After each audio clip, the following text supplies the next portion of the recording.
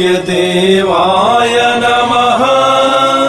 ॐ सूर्यदेवाय नमः। માતા પિતાએ બાળકની બધી જીદ પૂરી કરવી ના જોઈએ, કારણ કે તેનાથી બાળક કઠિલું બને છે ને જ્યારે જીવનમાં ધાર્યું થતું નથી ને ક્યારેક નિષ્ફળતા પ્રાપ્ત થાય છે ત્યારે તે ઊંડી નિરાશા અને શોકમાં ડૂબી જાય છે. માટે તેને ના પાડતા પણ શીખવું જોઈએ.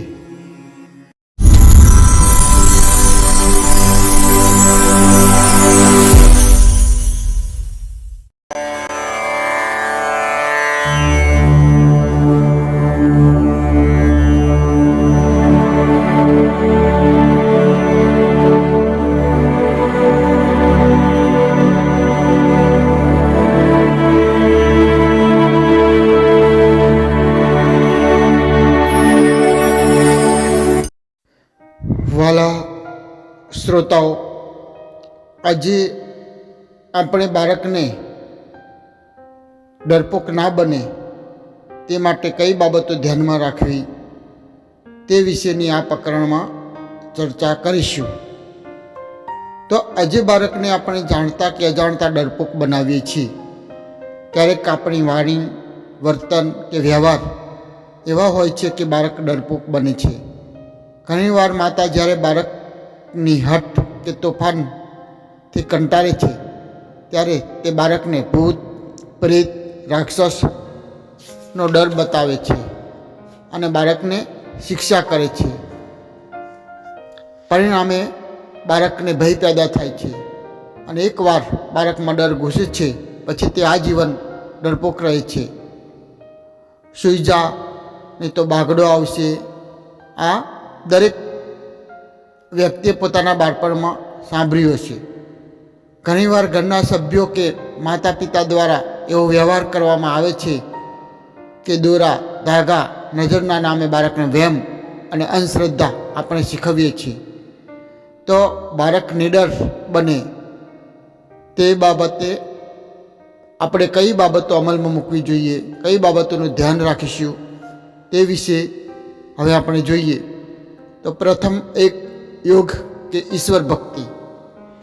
બાળકને બાળપણથી જ ઈશ્વરમાં શ્રદ્ધા વધે તે માટે પ્રયત્ન કરવા જોઈએ. બાળકને બાળપણથી જ મારા, ધ્યાન, ગાયત્રી મંત્ર કે જે ભગવાન તેને વધુ ગમતા હોય તેમાં રસ વધે, તેની ભક્તિ કરે તેવી ટેવ પાડવી જોઈએ. પછી ભલે તે 5 કે 10 મિનિટ શરૂઆતમાં કરે તો પણ તેનાથી તે ટેવ પડશે. અગરબત્તી, દીવો, ભગવાનને ચાંદલો કરવો વગેરે નાની નાની બાબતથી તેની ભગવાન પ્રત્યે શ્રદ્ધા વધશે અને ભગવાનમાં મન ચોંટશે. જમતા સમયે ભગવાનને પગે લાગવું, ભગવાનને થાળી ધરાઈને જમવું, આ બધી બાબતથી બાળકમાં ઈશ્વર ભક્તિ અને નિડરતા આવશે. બાળક પૂજા પાઠ કરતું થાય તેને રસ જાગે તે માટે તેની નાની પૂજા પેટી લાવી આપવી જોઈએ. સ્વામિનારાયણ સંપ્રદાયમાં તે માટે સુંદર પદ્ધતિ છે કે બાળકને એક પૂજા પોથી આપવામાં આવે છે. તો દરેક માતા પિતાએ તેના જન્મદિવસે આવી પૂજા પેટી આપવાથી બાળકનો નવો જન્મ થશે. આજે આપણે જન્મદિવસના નામે ખોટા તાઇફા કરીએ છીએ, તેના બદલે જન્મદિવસે તેને આવી નાની પૂજા પેટી આપવાથી પૂજા પેટીમાં મારા, ભગવાનના ફોટા, નાની ચોપડી, ચાંદલો વગેરે હોય તેથી બાળકને પૂજા કરવાનો આનંદ આવશે અને રસ જાગશે.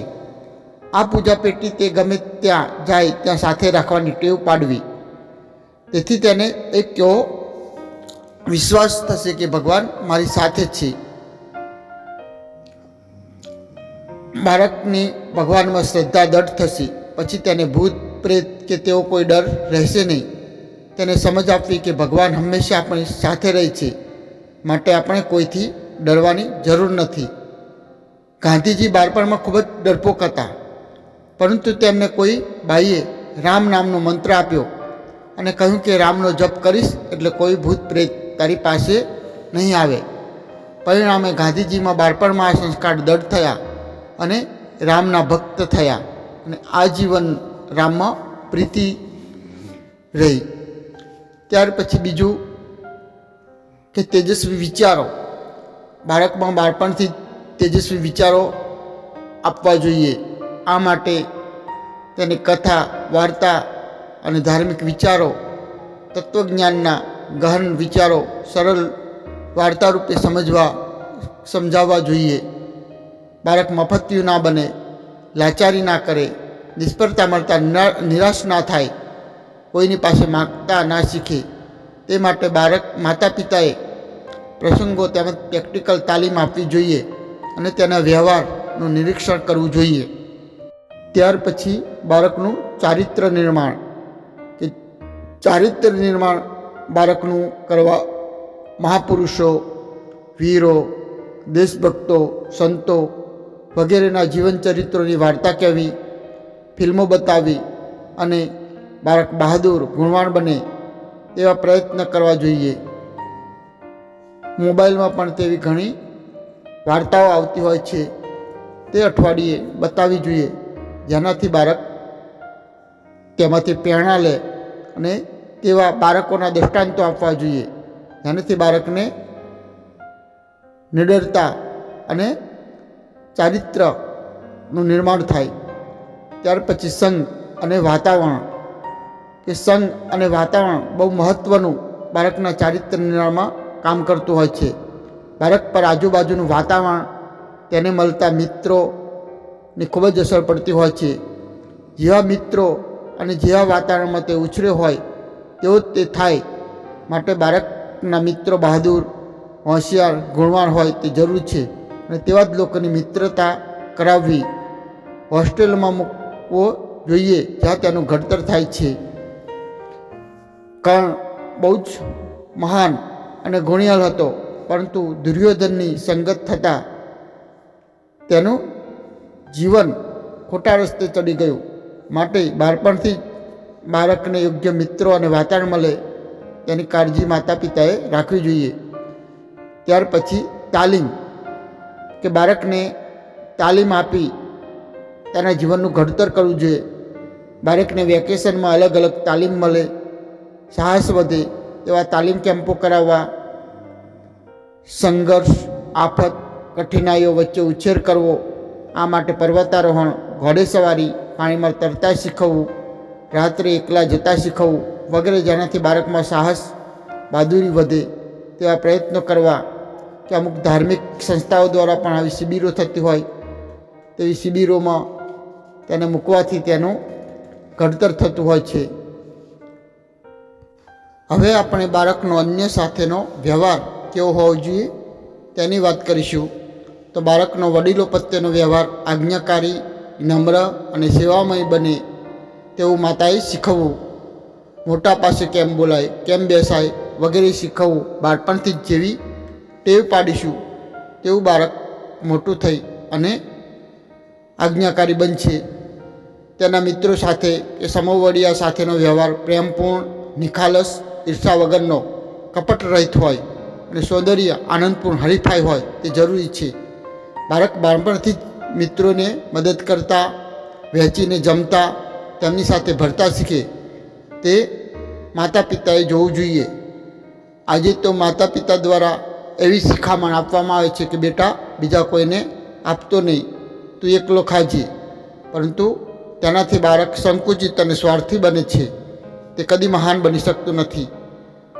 તેને એકલા નહીં પરંતુ વહેંચીને જમતા શીખવવું જોઈએ. એકબીજાને પ્રેમથી, માનથી બોલાવે, વાણીમાં તોછડાય કે ગાળ બોલતા ના શીખે તે જોવું જોઈએ. તેનાથી નાનાને પ્રેમ કરતા, સાચવતા શીખે તેની પણ શિક્ષા આપવી જોઈએ.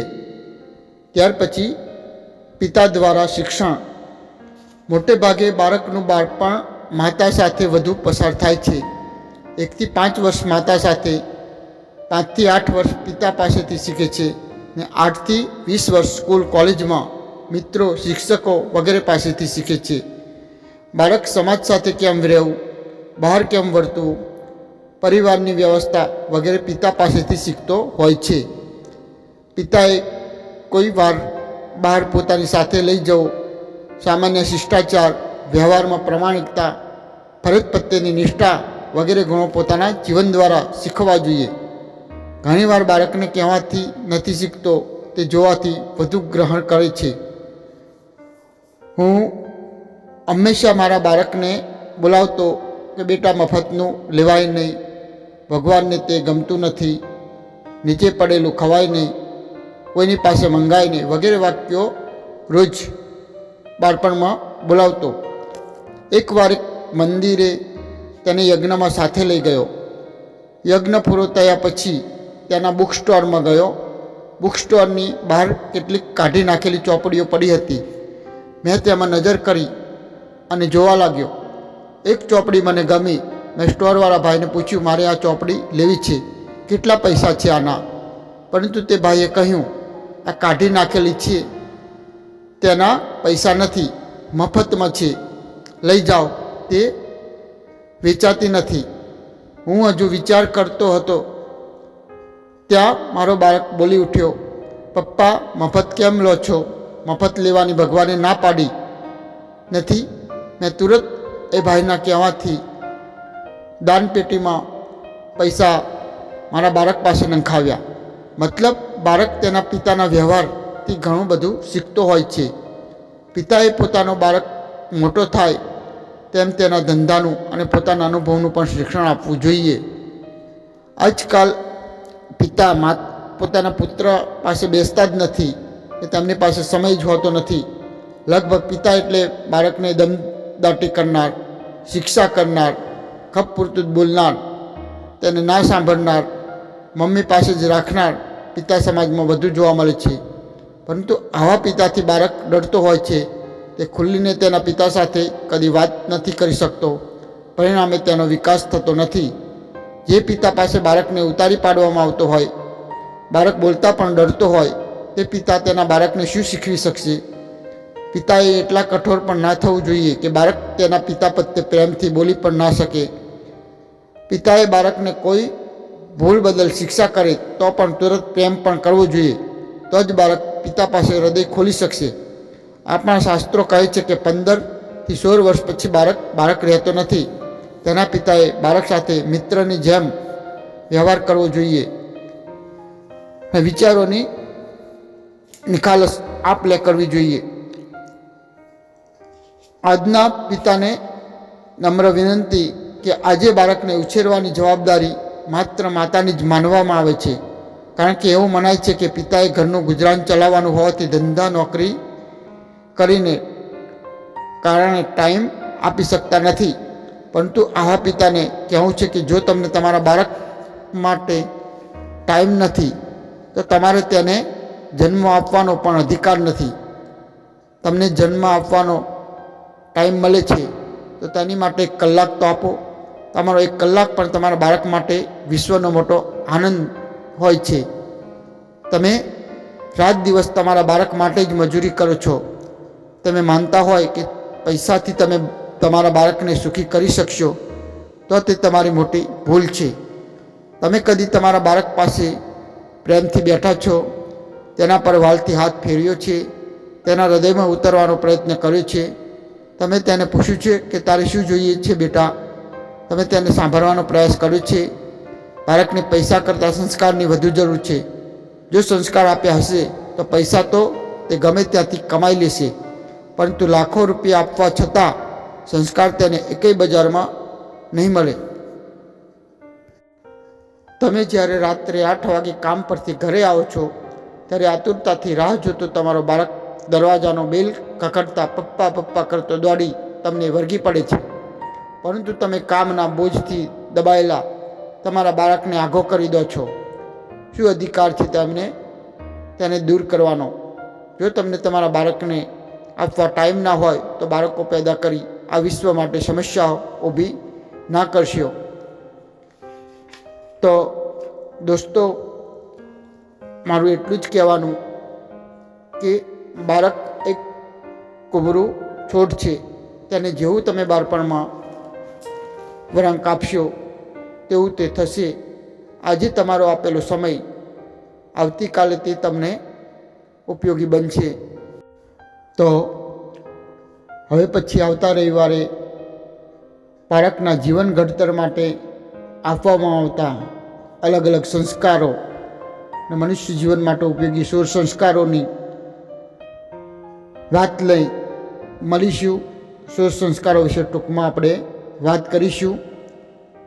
તો આ મારા ઓડિયો વધુમાં વધુ લોકો સુધી, ખાસ પતિ પત્ની સુધી, પરિવાર સુધી પહોંચે અને આવનાર નવી પેઢી ચારિત્રવાન, સશક્ત, મજબૂત બને